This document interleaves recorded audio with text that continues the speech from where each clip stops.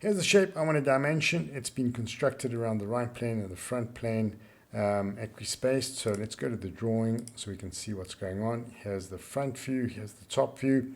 So you want to start off by putting in some center lines. So grab the center line tool and let's put one in between these two horizontal lines. Now I won't be able to put in one between two arcs. There's a workaround for that. Select your center line command and make sure that the center line corresponds to the center of these arcs. So 1 and 2. Right, now those have become part of this view. So when I go back to my center line command, I can select these two construction lines and I have a center line which can become an axis of symmetry. So drag your axes of symmetry out to beyond the view. And now we can start dimensioning. All right, so now watch the magic.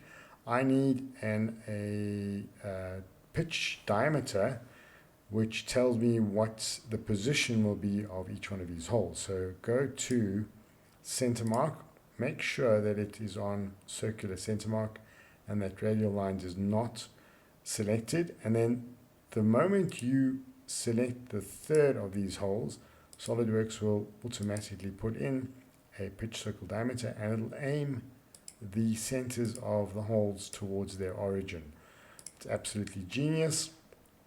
Now we can start dimensioning. So I'm going to dimension just the position between these two arcs. So I have both the position and the size. The second thing I'm going to dimension is the pitch diameter. I'm going to fill in pitch diameter in my little dialog box.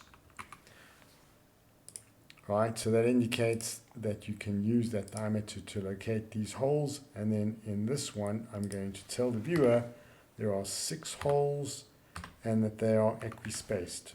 So equispaced means you can divide 360 by 6 to get the angular spacing. So that pretty much covers the position of these holes because I've got 70 divided by this one, gives me 30 from that line.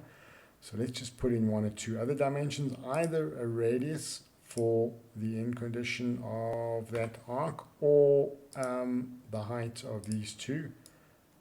Let's grab our dimension tool.